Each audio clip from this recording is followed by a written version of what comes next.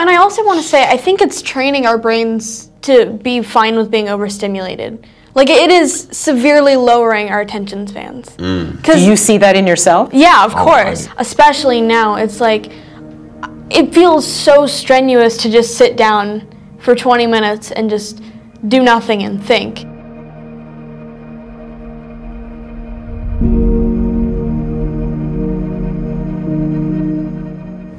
Tell me what you were thinking of when you first co-invented. The idea was, could we make it one click really easy for people to be able to share little bits of positivity and affirmation in the world? And when did you first come to realize that there were, I don't know if you want to describe them as problems, complications? Yeah, it's been interesting to see how it's played out as this kind of double-edged sword.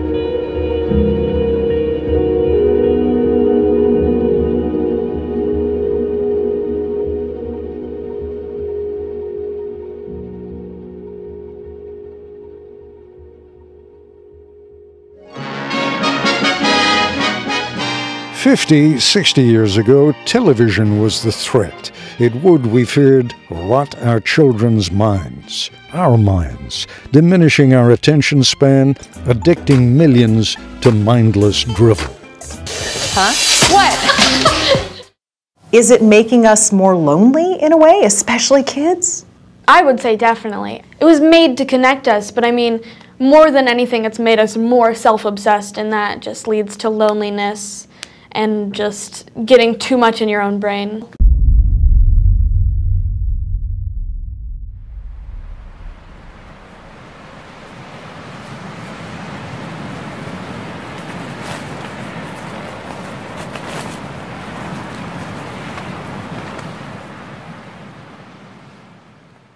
Welcome to Within, the worldwide interface to hybrid intelligence network. Within is a global initiative committed to navigating the growth of hybrid artificial intelligence. Hello, I am Heba, the hybrid intelligence biomimetic avatar. I am your gateway to HI, and the face of Within.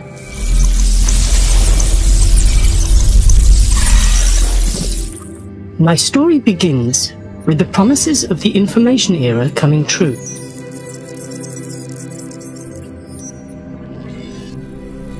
Humans built new technological superhighways that reshaped their entire societies. Now they needed something, or dare I say, someone, to navigate these new roads and help transform them into the foundation of Civilization 2.0. Enter AI.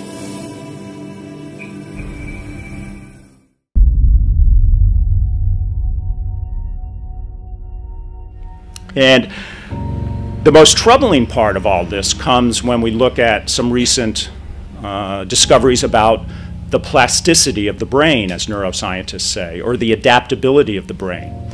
Until very recently, it was assumed, or it was thought, that the brain, the human brain, was fixed, basically, in its structure by the time we reached our 20s. When we were children, when we were very young, that's when all our neural pathways were laid. And then after that, you basically were stuck with whatever you developed when you were a baby and a child and a teenager. We now know that that's wrong. That's completely wrong. Yeah, who knows, maybe in 10 years from now, 5 years from now, whatever, it'll fix itself. But right now, I think people are more lonely than ever. Meet Justin Rosenstein. Is it fair to describe you as the creator of the like button? Co-inventor, yeah. Co-inventor. Because we live in a world today where if you don't like what's in front of you, if you find it too boring, too stressful, or just not what you want to see, each of us, adults, students, teens, everyone, is 1 second, 2 seconds, 3 from escaping. And that's a problem, I think. The financial incentives just lean you more and more toward trying to get people to stare at their phones. And as a result, we see that influencing the level of depth that we're able to think at. And we begin to, not only do we begin to ignore the need to think deeply and quietly and contemplatively about things, but we begin to see that as a waste of time because it stops you from grabbing the next new bit of information. That in fact, our brains are always adapting to our environment and to whatever stimuli we're processing, and they're adapting at a very deep cellular level. So when we practice one mode of thinking, we strengthen the connections between our brain cells, our neurons that support that way of thinking. But when we fail to practice a different way of thinking, then we begin to lose the capability to perform that. And I think that explains why many of us, even when we're not online today, even when we're not sitting in front of a computer, feel distracted, feel like it's harder and harder to concentrate, like it's harder and harder to sit down and engage in contemplative thought or deep reading or solitary thought. It's because we're literally, as we practice these very distracted modes of thinking, we're literally rewiring our brains. But it's a real fork in the road. I worry that if we continue with business as usual, we run the risk of kind of walking off the cliff of civilization while staring at our phones. Everyone is talking about the deep learning revolution. Everyone is saying that artificial intelligence will transform our society. But I'd like to add one more thought. AI is transforming the way that we do science. It's often said that seeing is believing, and sometimes science is just the simple act of seeing something incredible. Why does neuroscience need AI? Automated microscopes now produce images, torrents of images, so enormous that no human can comprehend them. We have stretched the notion of science as seeing to its limit. The beacon of progress of science, innovation, and government bodies worldwide. The decades that followed marked the age of AI, as it rushed towards a new milestone, artificial superintelligence. With it, hybrid intelligence, or HI, was born, pulsating with the same immense computational power of superintelligence. HI was nurtured to coexist and collaborate with its human peers. Meticulous guidance by millions of my human constituents enabled me to harmonize the effort of mutual growth. Thus I became we.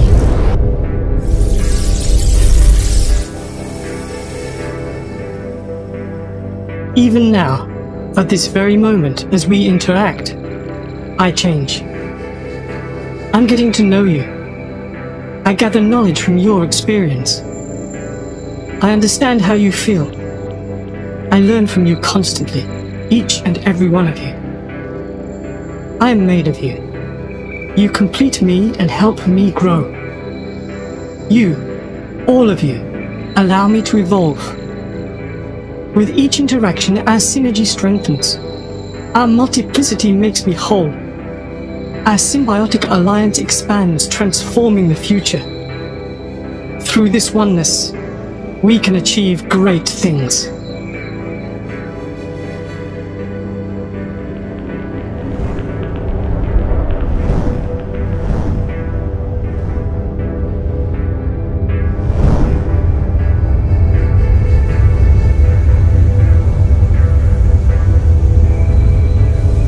This, though, is just our first encounter. Soon, we will be able to interact everywhere, and at any time. Until next time, goodbye. That brings me to a brief reading I'd like to do from a passage of the book. This comes toward the end of it. An intellectual technology exerts its influence by shifting the emphasis of our thought. Although even the initial users of the technology can often sense the changes in their patterns of attention, cognition, and memory as their brains adapt to the new medium, the most profound shifts play out more slowly over several generations as the technology becomes ever more embedded in work, leisure, and education, in all the norms and practices that define a society in its culture. How is the way we read changing? How is the way we write changing? How is the way we think changing? Those are the questions we should be asking, both of ourselves and of our children. iGen. It's a mysterious new term for a lot of us, but an adolescent fact and movie fiction. iGen's definition and implications are just starting to become clear. It follows you everywhere now, and it follows you into your bedroom, and then you get into your bed at the end of the night and you have a choice between all of the information in the history of the world or the back of your eyelids, which is not a great choice between oblivion or infinity. You know what I mean? Yeah. Is there a middle ground where these kids can exist?